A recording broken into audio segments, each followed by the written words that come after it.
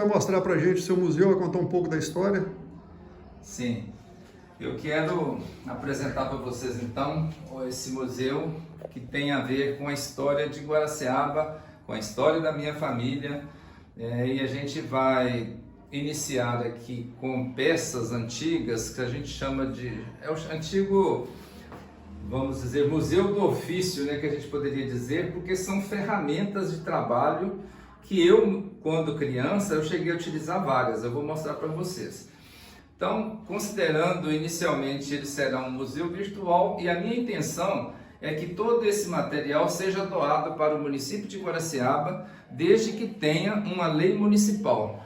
Essa lei municipal vai administrar o museu, vai criar cargos para a gente cuidar dele, né? E eu quero entregar tudo. Tem peças de valores, inclusive, que se a gente for avaliar, dá mais de 20 mil reais de peças para doar. Vamos começar por aqui. A gente tem um debulhador de milho, né? Quando a gente coloca uma espiga de milho aqui, pode ser cascada ou descascada, ela sai o sabugo separado do milho aqui embaixo, né? Já trabalhei muito com isso. Aqui a gente tem uma máquina de tear. Essa máquina de tear, ela é movimentada nesse sentido, mas ela está precisando de montagem aqui, porque nesse local aqui a gente coloca o algodão e ele vai passando por essa roda e vai fazendo linhas, né? É colocado nessa peça aqui. Você tem noção mais ou menos da idade desse tear? Isso deve ser bem antigo, né? Esse tear deve ter em torno de 100 anos, pelo que eu sei da história dele, né? Aqui nós temos 1 litro, né? 5 litros de cachaça, mas antigamente as pessoas protegiam os litros com cipó amarrado. Isso aqui foi feito pelo meu sogro, Egídio Gomes Moreira. Aqui nós temos cangas de boi, né? Aqui para bois menores, bezerros. Ali tem outro tipo de canga de boi. Temos outra canga aqui nesse... E temos também peças. Isso aqui é uma forma de fazer tijolo de barro. Eu, quando criança, ajudei a fazer muito tijolo aqui.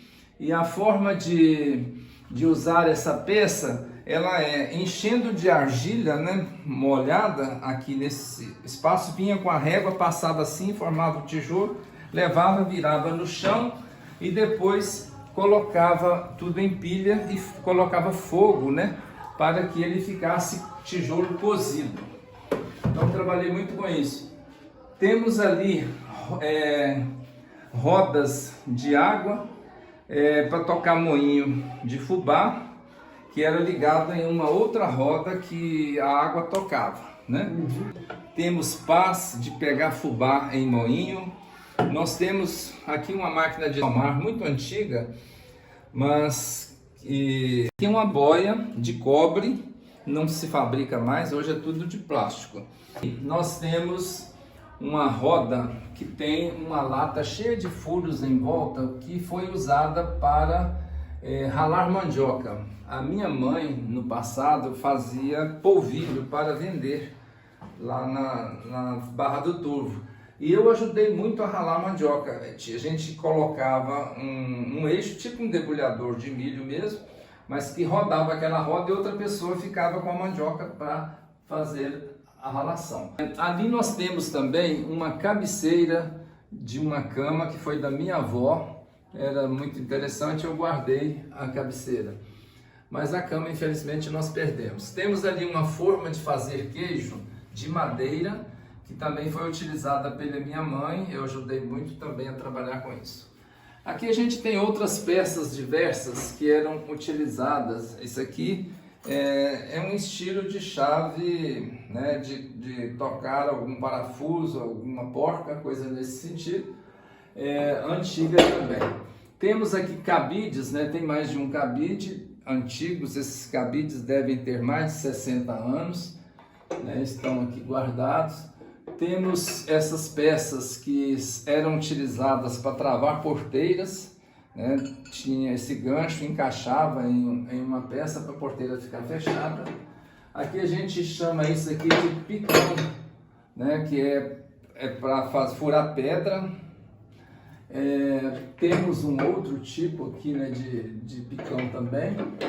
Temos essas pecinhas que também eram utilizadas, né, na zona rural, né? Aqui outro tipo de picão, eles chamam também de algo ligado à cunha. Aqui nós temos, antigo demais, uma peça de pedreiro, né, usar para nível.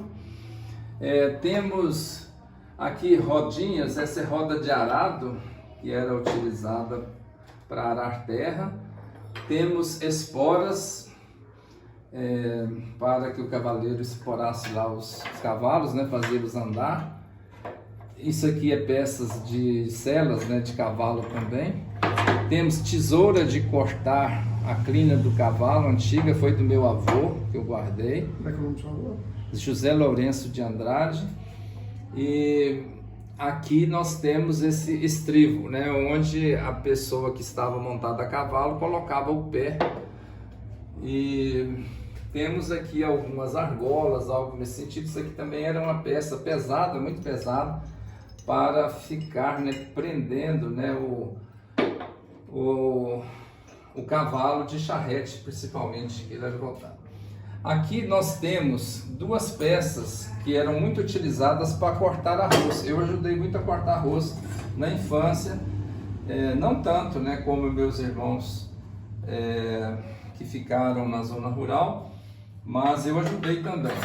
Isso aqui chama cutelo, né? Este aqui chama facão, mas tem a mesma função. Nós temos aqui uma concha, né, antiga, de ser usada em tachos, de fazer doce de goiabada, né?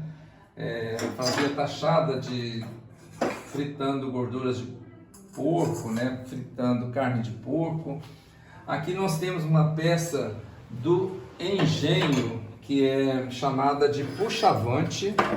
Essa peça ela usava para rapar o resto de rapadura, né? E com aquela rapa a gente usava como se fosse o açúcar mascavo, né? Para adoçar café.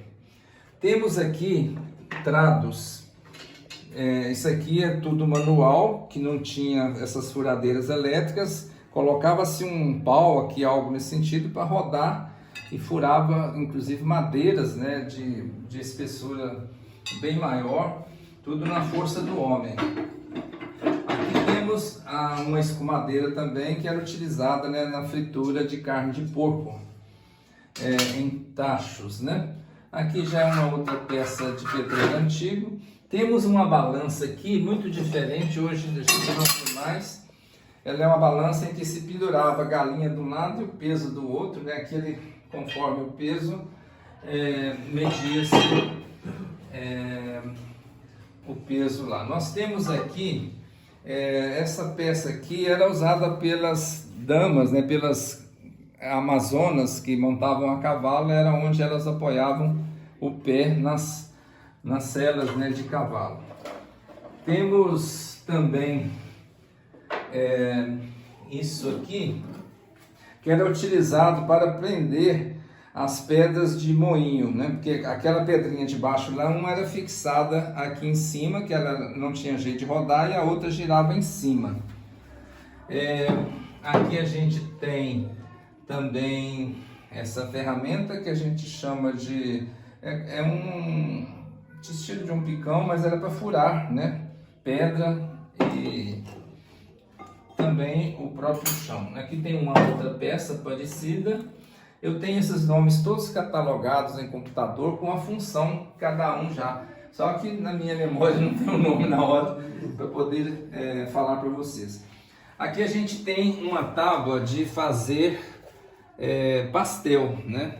Ali a pessoa ia girando a massa, né? Vai pegando a massa em cima dessa tábua e fazer o pastel. Essa peça aqui é muito pesada, eu não consigo levantá-la com uma mão, ó. Muito pesada. Então, ela era utilizada para girar porteira também em cima dela. algo nesse sentido. Nós temos aqui algumas correntes, né, que eram utilizadas para puxar um carro de boi, né? Tem correntes mais resistentes e mais fracas, depende do volume vamos dizer, do peso, né, que se ia puxar. E aqui nós temos uma chamada serra. Para trabalhar com essa ferramenta tem que ter 2 homens. Fazem um andaime, né, onde no andar de cima fica a pessoa que põe a força para serrar as madeiras, as toras, e lá embaixo uma outra pessoa puxando, que poderia ser alguém com menos experiência. Mas a função disso era para serrar tábuas e fazer pranchões. Aqui nós temos uma coleção de telhas muito especial, porque são as chamadas telhas feitas na coxa, né? Tem telhas um pouco diferentes, umas mais tortas, né? E a gente quer mostrar aqui alguns detalhes de algumas peças, todas bordadas. Elas tinham um trabalho, um detalhamento interessante, porque eram bordadas, né? E aqui, o mais importante dessas telhas aqui é esta daqui, porque veio da fazenda da Limeira, uma fazenda centenária que nós temos em Guaraciaba. Ela está datada de 27 de setembro de 1752. Essa fazenda da Limeira, hoje ela é tombada pelo patrimônio histórico aqui em Guaraciaba. E infelizmente, né, tiraram as telhas antigas e estão todas lá no chão. Eu fui e peguei algumas para ficar aqui como exemplar, mas na verdade elas estão lá se deteriorando no chão, porque infelizmente ainda não temos alguém que vá lá catalogar e cuidar delas, né? Nós temos um outro tipo de telha aqui, que a gente chamava de telha francesa, né? Tem a chamada telha inglesa, telha francesa. Mas essas daqui, nós tínhamos uma fábrica dessa telha em Guaraciaba, mas eu não posso afirmar se essa telha foi fabricada em Guaraciaba, mas foi tirada de casas aqui de Guaraciaba. Hoje não se usa mais dessa telha. Temos o tacho de fazer doce, né, ou fritar carnes de porco, que é um tacho de cobre, né? Temos esse tacho, ele fica brilhando. Se a gente passar um limão aqui com sal, esfrega, ele fica brilhando, mas ele está sem uso, né? Fica um pouco sujo. O mesmo acontece com esse talher aqui. Esse talher é um talher de prata. Tem um produto que usa aqui, ele fica clarinho, brilhando, mas ele é todo de prata, é antigo. Isso também foi de meus avós, né? Deve ter sido dos bisavós. Então a gente não sabe também a idade disso aqui. Nós temos aqui um cadeado de amarrar em porteira, né? Com chave, estilo de chaves antigas.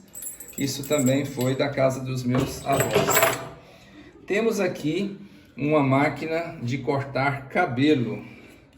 Essa máquina de cortar cabelo pertenceu a um barbeiro que... Estou tentando me lembrar o nome, parece que foi José Cunha.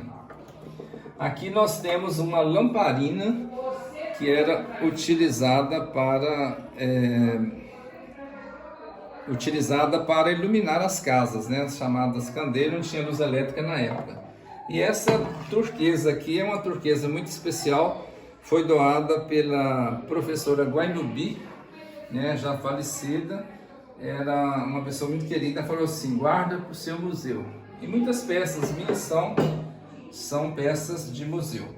Aqui já tem um balde de cobre. Temos essas cabaças aqui, porque eu, quando criança, eu carreguei muita cabaça de água para levar para os trabalhadores rurais. A comida era servida em gamelas, né? E a gente levava também as cabaças de água. Esse aqui é o chamado cuité. A gente serrava esse cuité e usava também para tomar água. Era uma coinha para tomar água. E temos essa roda aqui, tive que reformar porque ela estava com defeito. Era roda de carroças antigas, né? Chamadas carruagens, algo nesse sentido, né? E aqui eu estava até sentado nessa cadeira quando começamos a filmagem. Essa cadeira foi de minha avó, Dona Loia Pataro, né? Deve ter mais de 100 anos essa cadeira, né? Muito bem trabalhada, né? E eu fiz questão de guardar uma, né, como modelo para o meu museu.